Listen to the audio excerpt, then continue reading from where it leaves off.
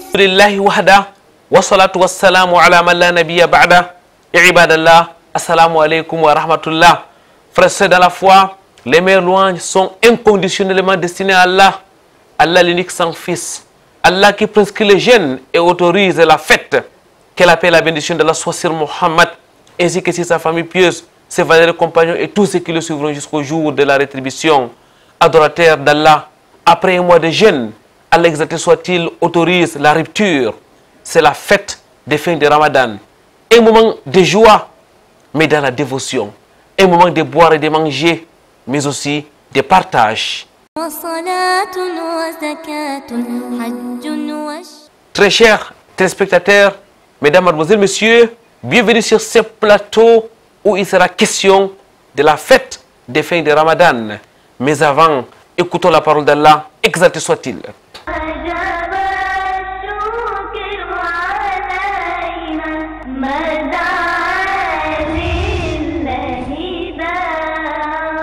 أعوذ بالله من الشيطان الرجيم يا أيها الذين آمنوا كتب عليكم الصيام كما كتب على الذين من قبلكم لعلكم تتقون أياما معدودات فمن كان منكم مريضا أو على سفر فعدة من أيام أخر وعلى الذين يطيقونه فدية طعام مسكين فمن تطوع خيرا فهو خير له وأن تصوموا خير لكم إن كنتم تعلمون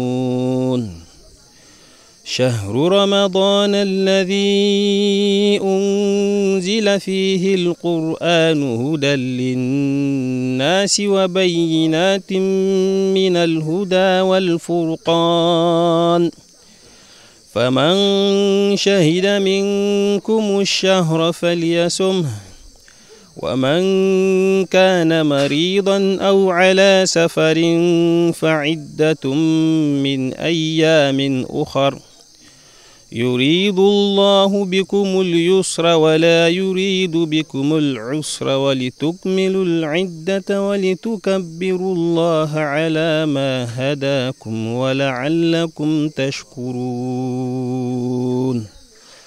صدق الله العظيم وصلاة وزكاة حج رب اشرح لي صدري ويسر لي أمري واحلل عقدة من لساني يفقهوا قولي اللهم لا علم لنا إلا ما علمتنا إنك أنت العليم الحكيم ربي زدني علما. Mesdames, Mademoiselles, Messieurs, une fois de plus, ahlan wa sahlan wa marhaban bikoum. Bienvenue sur ce plateau spécial où nous allons aborder la question de la fête. Nous sommes en compagnie de Cheikh Sangouma Mawalou, enseignant, imam et prédicateur dans les villes de Douala et de Fumbot. Cheikh Sangouma Mawalou est surtout l'un des membres du comité des oulémas de votre émission Vitrine de l'Islam. Cheikh, assalamu alaikum wa rahmatullahi wa barakatuh. Alaykoum salam wa rahmatullahi wa barakatuh. Cheikh Sangouma Mawalou, nous allons de long en large parler de la conception de l'islam, de la fête. Parce qu'avant tout, Cheikh, il s'agit d'une adoration, ce n'est pas une improvisation, encore une tradition héritée de nos ancêtres. Effectivement, le musulman, quand il agit au nom de la religion, ça doit être une prescription. Vous savez que l'islam, par rapport à d'autres religions, c'est la notice de l'être humain. Sur terre, tout est taillé, tout est orienté, tout est détaillé pour que l'on puisse pratiquer sa religion dans la lumière de ce dont Allah subhanahu wa ta'ala, le Seigneur, le Très-Haut, a voulu comme religion pour nous. Cheikh Sangouma Mawalou, que doit représenter ce jour de fête pour les musulmans? Ce jour de fête, de Eid al-Fitr, fête de la rupture du jeûne de Ramadan, a une représentation au même niveau que le mois qu'on vient de jeûner. Vous voyez? Il faut donc savoir que le Ramadan est un pilier de l'islam. Et Dieu maintenant, son objectif, c'est de nous procurer la taqwa, la crainte révérentielle d'Allah, qui est le secret de la meilleure vie ici-bas et dans l'au-delà. Qui dit Ramadan, dit un mois de pardon d'Allah subhanahu wa ta'ala.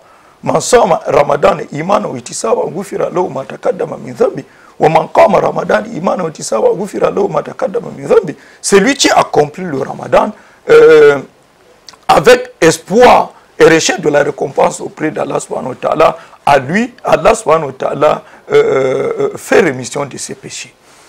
Maintenant, et aussi, notons que le Ramadan, quand on a jeûné le Ramadan, c'est comme on aurait pointé, disposé un avocat pour nous défendre.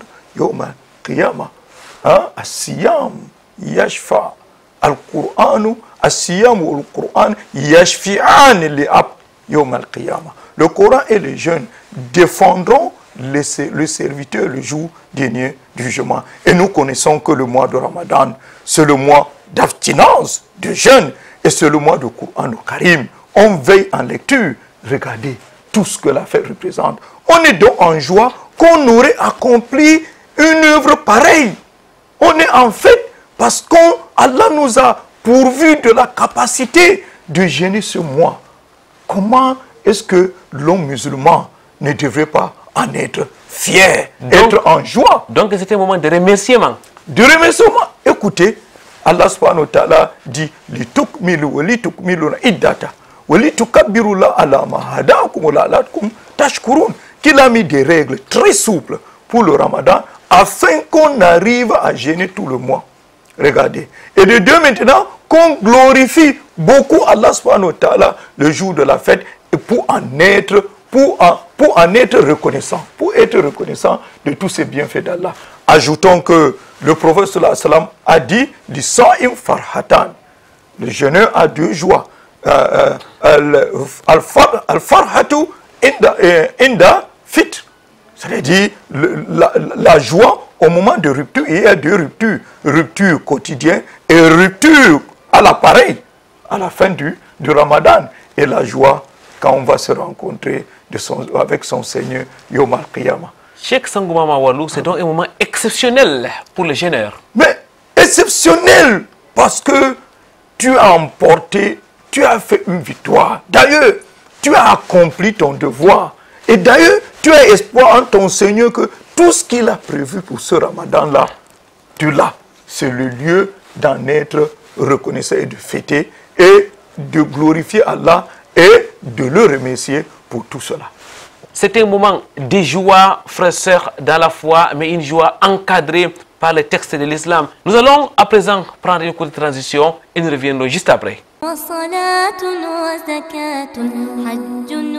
Aujourd'hui, nous vivons dans une période spéciale avec une pandémie qui a changé le quotidien et les habitudes dans le monde entier. Est-ce qu'avec cette maladie, Cheikh, il est autorisé de prier à la maison?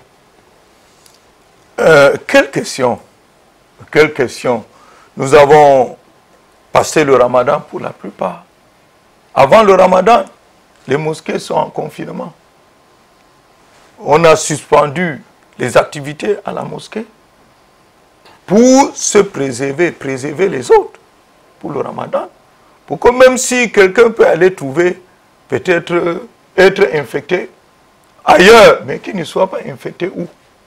Dans la mosquée. Dans la mosquée. Ça, c'est même la moindre des choses.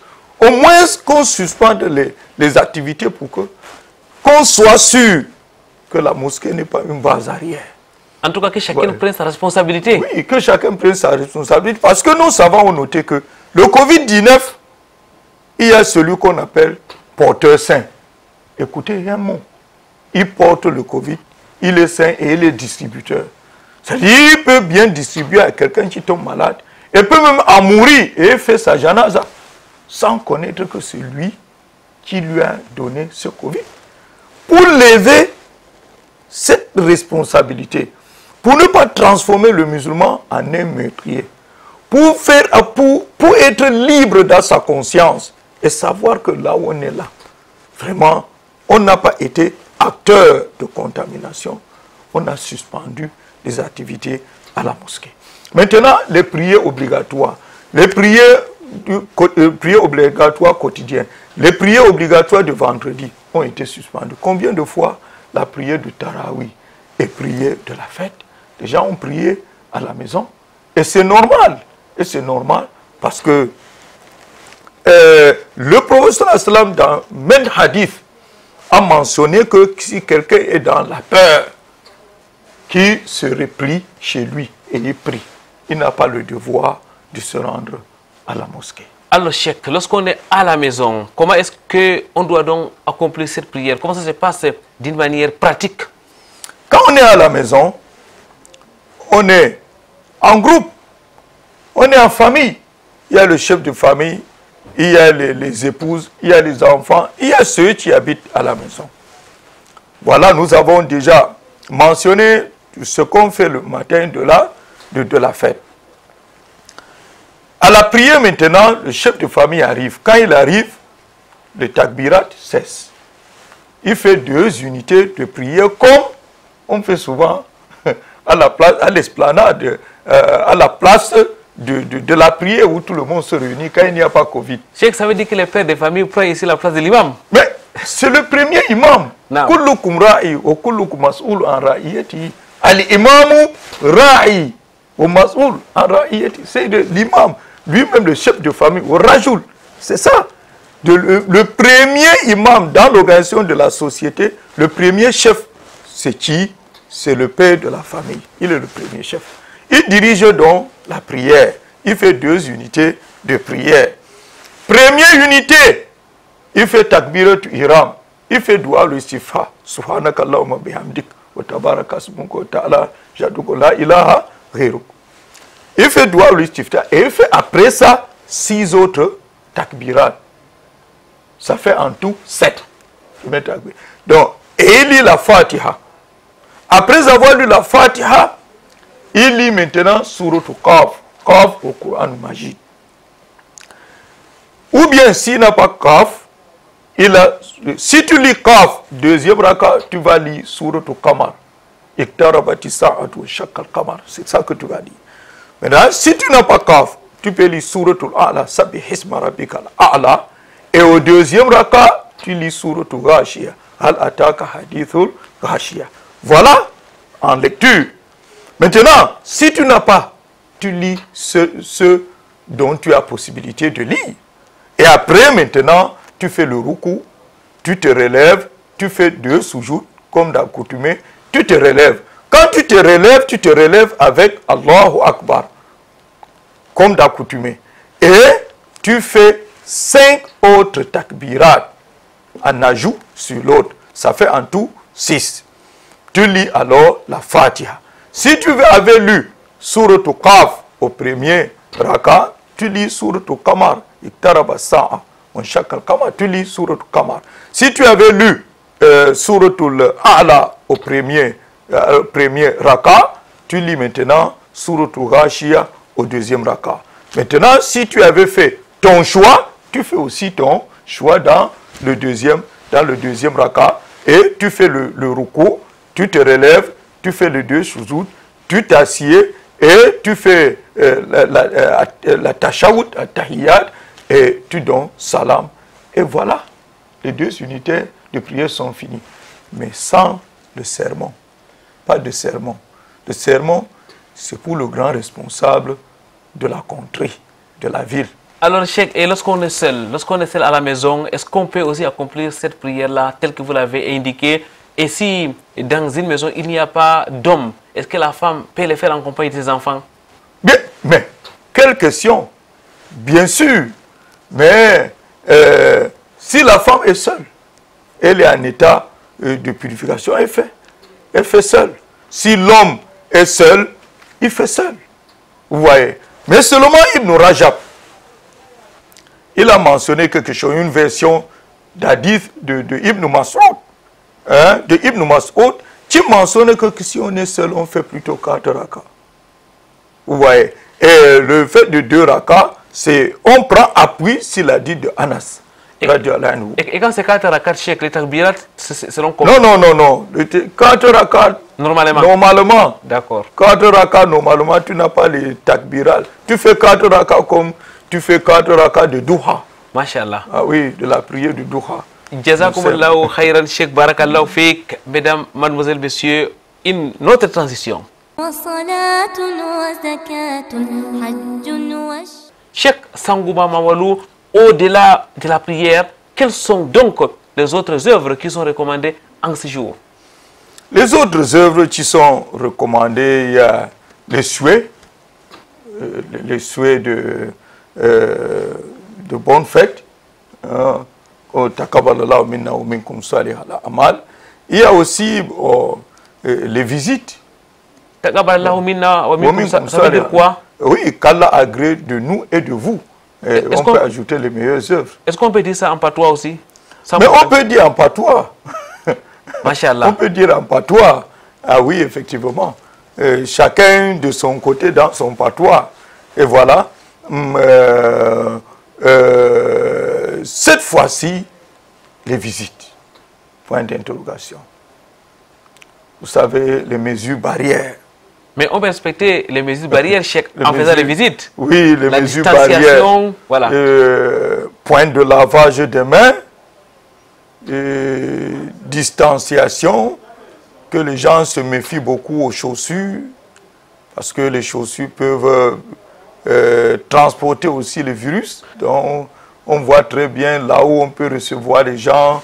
La distanciation d'1,5 mètre, le port obligatoire de masque, tout ça, oui. Cheikh, vous appelez donc nos téléspectateurs à être prudents en ce jour de fête. Très prudent même d'ailleurs. L'ennemi est toujours là. Oui, il est toujours là. On est dans un phénomène d'augmentation dans les cas de contamination. Donc, il faut être très prudent, très prudent. Il ne faut pas que la joie nous amène au chaos. Mais, oui. Mais à défaut de la visite, Cheikh, est-ce qu'on peut par exemple remplacer cela par les appels téléphoniques? Mais le sujet des appels téléphoniques, aujourd'hui nous sommes avec comment le téléphone, WhatsApp, tous les moyens de communication qui sont là. Allah a beaucoup facilité les choses.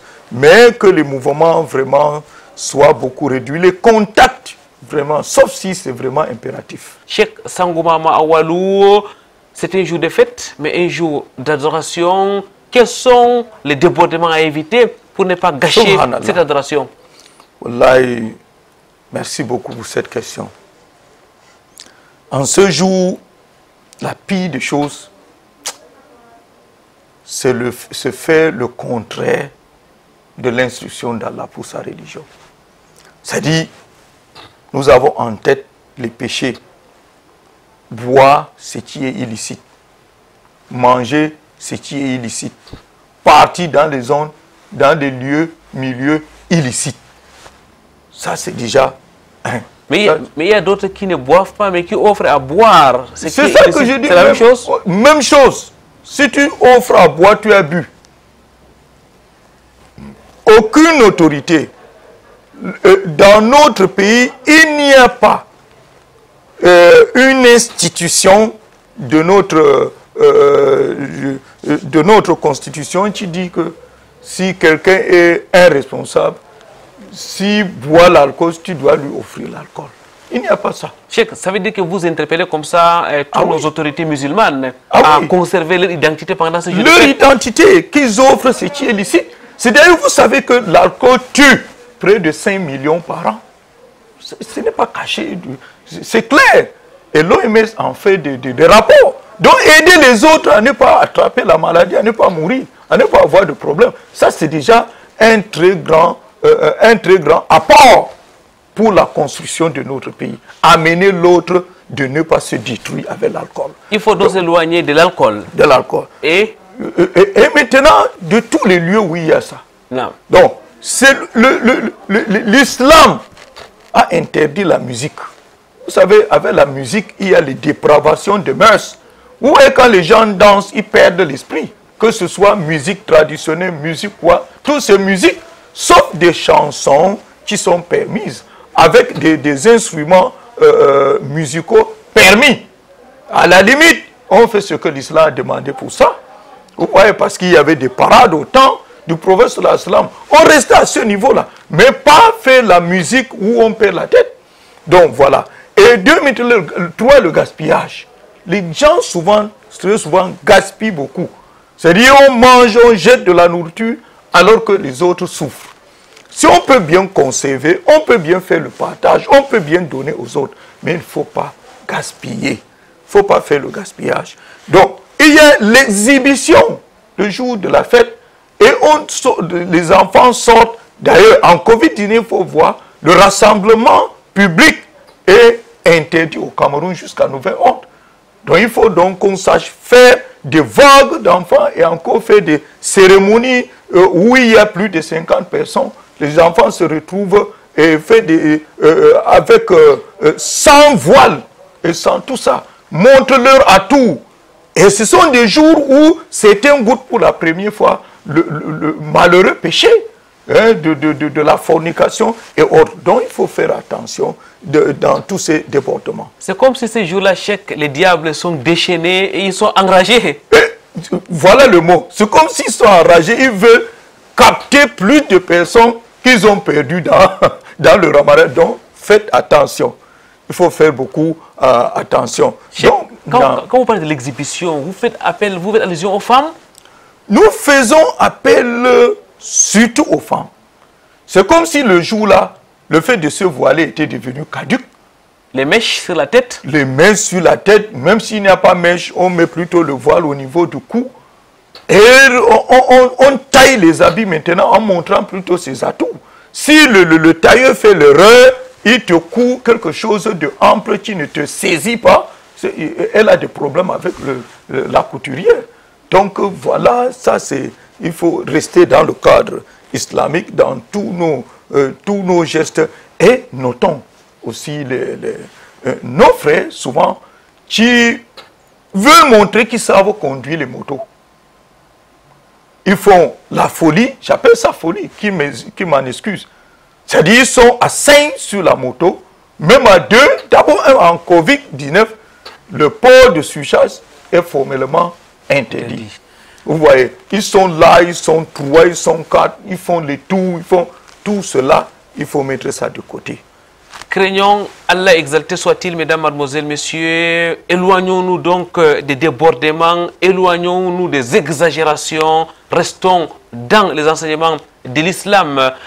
Avant, pendant et après Ramadan, les musulmans doivent rester soumis à Allah exalté soit-il. Nous acheminons.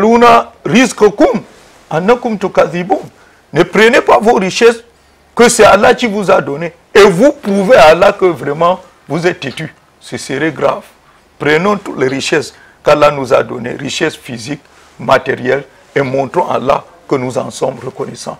En utilisant cela à bon escient, comme l'islam l'indique. On va donc prendre ça comme votre dernier mot. Cheikh Sangouma Mawalo, qu'Allah exalté soit-il, vous récompense. Mesdames, mademoiselles, messieurs, les jours de la fête, c'est un moment de joie, c'est un moment de souhait de bonnes fêtes. Taqabbalallahu minna wa minkum. C'est un moment de partage en un mot, c'est un moment de dévotion. Il faut donc rester dans les prescriptions de l'islam pour pouvoir mériter les récompenses de ces jours ô combien importants pour la communauté musulmane. Sur ce, subhanakallahumma wa bihamdik, nashhadu an la ilaha illa anta nastaghfiruka wa natubu ilayk.